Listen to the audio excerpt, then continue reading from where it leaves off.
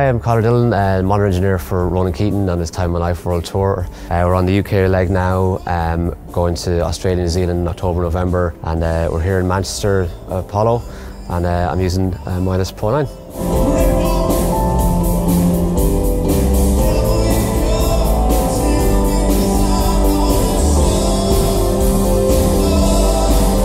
So on this tour I'm using a PRO9 with a 371 engine, 251 stage rack and a 152 stage rack as well. On stage we've got a mixture of stereo and mono, wireless and hardwired in-ears with some wedges and some side fills and some subs. So I'm using pretty much all my outputs, and hence one of the reasons why I went on to PRO9 for the extra outputs.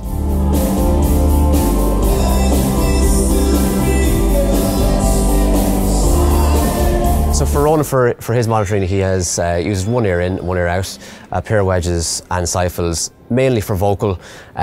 He has a bit of click for some tracks, bit of piano for other tracks, and some of the acoustic guitars for our acoustic segment that we do. He's not very particular about his monitoring. As long as he can hear his vocal, he's happy, and which is the main thing for him. He doesn't need drums to keep in time. He can feel them from the PA. He can also, because he has one ear out, he can hear the ambience of the hi-hats and the snare, and that keeps him in time. MCAs are a big thing for me on the Pro Series. On this tour and the last tour I was on, a lot of Pro Tools going on, so if I needed to do a quick change of levels, most of them are all set out evenly, so I can just get an MCA group and send it to that one mix, as opposed to just going into each mix and individually going through all the channels and notching them up by how many dB it needs to be. Also the pop groups are great because I can just have my channels, my important channels, and I can just group them and find them really quickly. What I'm doing on this is using the B section for Ronan's main channel, so his vocal, his acoustic and his spare vocal channel.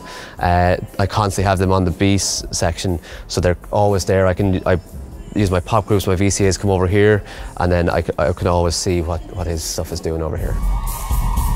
Also having the outputs in front of me that I can see on the overview, I always have the overview screen open so I can see my inputs and outputs metering the whole time. They're the main functions I really use for monitoring.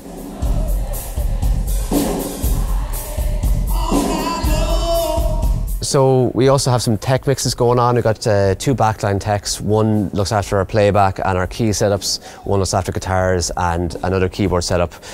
So they have to have their own mixes as well. I got my cue bus.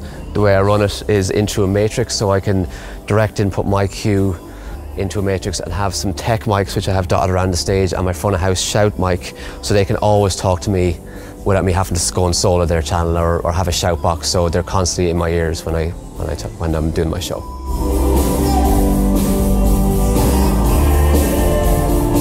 I love Midas because I know if I can gain a channel up, it sounds really good straight away. It sounds like an analog board.